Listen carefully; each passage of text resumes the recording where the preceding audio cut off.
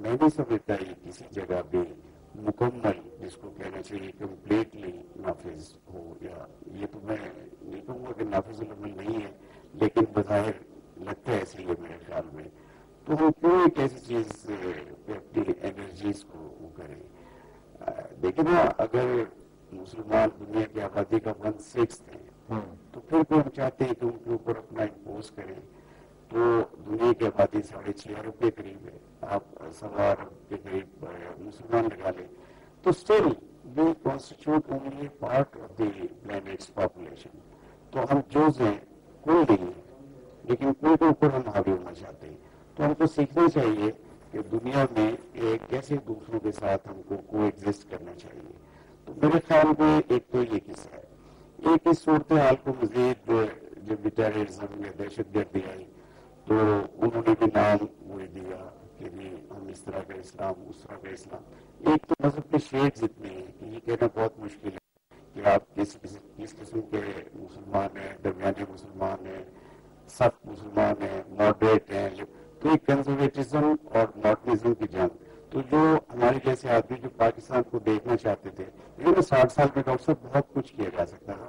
پاکستان کے پاس جغرافیہ ہے، منرلس ہیں، پانی ہے، پلینز آف پنجاب ہے، ایگریکلچر ہے، but we did nothing except کہ آپ نے اسلام کے نام کا بہت پرچار. لیکن ایک بات تو یہ بھی ہے کہ میرے سفر میں 60 سالوں میں ہم نے تقریباً ہر شعبے میں جو ہے اچھے لوگ پیدا کیے. آپ نے 2 ورلڈ کپ جیتے، آپ نے اولمپکس جیتے، آپ نے اسکواش کے ٹورنامنٹ جیتے، آپ نے ایک سے اچھا جو ہے وہ ہماری تعلیم دی ہے.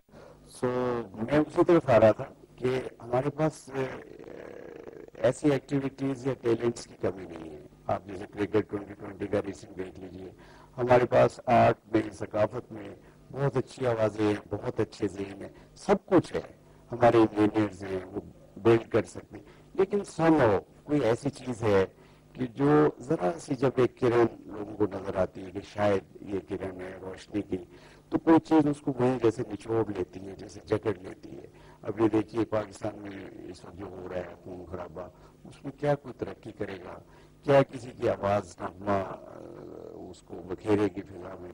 تو ہے تو سب کچھ، لیکن پارٹس میں بٹس وہ آرٹیکولیٹ نہیں ہوا. ہم ایک نیشن نہیں بنے. اور میں نہیں سمجھتا کہ مذہب کسی کو نیشن بنا سکتا ہے.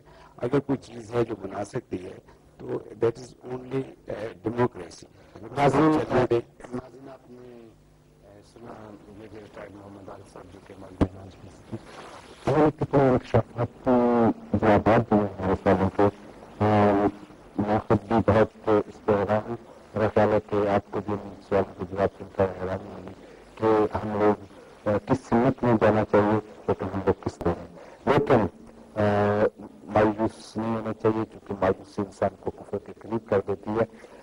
ہمیں مثبت سوچوں کے ساتھ آگے بڑھنا چاہیے. سب سے پہلے میں اپنے آج کے مہمان کا شکریہ ادا کرتا ہوں. میجر ریٹائرڈ آپ کا بہت بہت میں مشکور ہوں آن بہاف آف ODM ڈیجیٹل. آپ نے اپنے بہت انتہائی مصروف آپ کا شیڈول تھا، اس سے وقت نکال کر آپ ہمارے اسٹوڈیو میں آئے. آپ نے بہت اچھی باتیں کی اور ایسی باتیں کہ جو ایک عام پالیٹیشین جو ہے کہنے سے نہ صرف کتراتا ہے بلکہ بہت گھبراتا ہے. سو آپ کا بہت بہت شکریہ. اور ناظرین آپ اجازت دیجیے اس دعا کے ساتھ کہ اگلے ہفتے اسی وقت کے لندن اسٹوڈیو سے پھر حاضر ہوں گے. اور جاتے جاتے میں یہ ضرور کہوں گا کہ آپ دعا کریں. میں بھی دعا کرتا ہوں کہ اللہ تعالیٰ ہمارے پاکستان کا آنے والا کل آپ سے بہتر کرے کہ چونکہ ہمارے لوگوں کا مرکز ضرورت رکھتے ہیں. اسی کے ساتھ اپنے آج کے میزبان اختر گلفان کو اجازت دیجیے. اگلے وقت